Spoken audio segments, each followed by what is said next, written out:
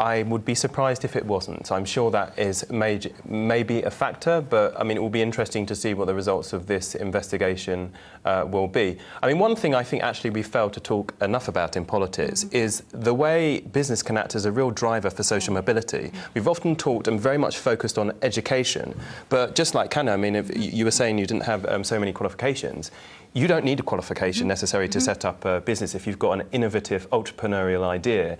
And I think we need to insert that. I mean, one way in which people say, well, what are you going to do about it? As politicians, I think we need to talk that up. We need to insert the idea of business being a social mobility driver so it features in the national conversation as much as it does in the US, in the way that people talk about the American dream. You know, part of the British promise that there should be is that you can take risks, set up a business again, one of the points he was making in the speech is this idea of a glass ceiling, that even if you're successful, you can only get so far, in the way that there very obviously used to be glass ceilings, you know, for women in a lot of businesses and all that. And moving into management is that hard thing, unless you, of course, set up your own business and manage absolutely. it. And I think you find a lot of immigrants find it very challenging to get a good job, so they do start their own business. Well, there are these closed circles that Ed Miliband has been talking about, and it proliferates through, you know, not just politics, but business too.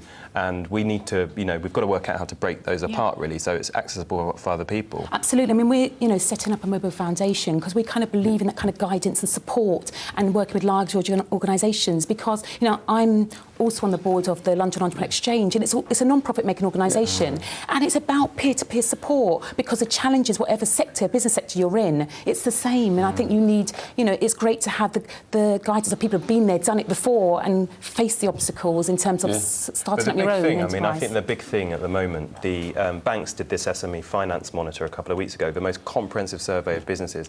And the truth is, Adam, is that the thing is holding so many people back at the moment is their worry about the economic outlook. I'm trying not to be too party political. Come back to the moment. We're just joined by John